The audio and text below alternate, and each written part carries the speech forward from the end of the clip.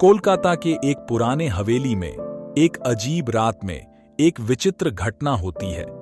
हवेली के मालिक मृगल चौधरी, एक विज्ञानी और अंतरिक्ष यात्री, अपने नए अंतरिक्ष यात्रा के लिए तैयार हो रहे हैं, लेकिन उसके साथ कुछ अनहोनी होने वाली है।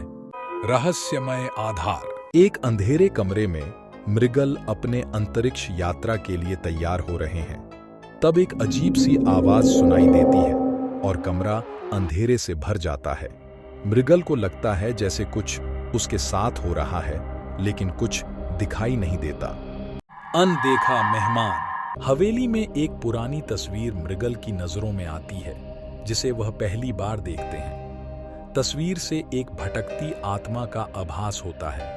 उसके सामने कुछ पल के लिए तस्वीर जिंदा हो जाती है।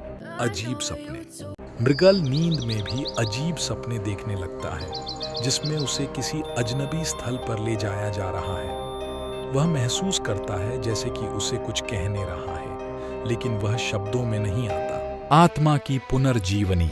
एक रात को मृगल को एक भयंकर दृश्य दिखाई देता है। जब वह अकेले हवेली में होता है, उसके सामने एक भटकती आत्मा का रूप दिखाई देता है, जो उससे अपने रहस्य का सामना करती है। वह कहती है, तुम्हारी अंतरिक्ष यात्रा सफल होगी, लेकिन तुम्हें अपनी आत्मा से मिलना होगा। अंतरिक्ष की अनदेखी शक्तियां। मृगल की अंतरिक्ष यात्रा शुरू होती है, लेकिन अंतरिक्ष में उसको कुछ अनहोनी शक्तियों का आभास होता है।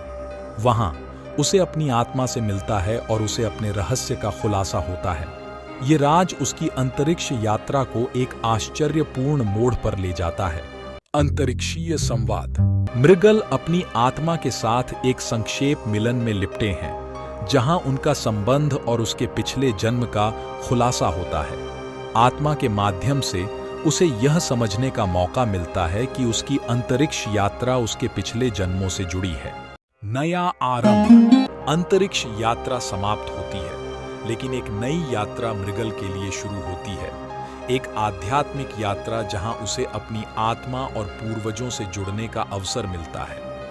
ये उसके जीवन में एक अनूठा घटना से दूर होने की प्रतीक है। रहस्य का खुलासा।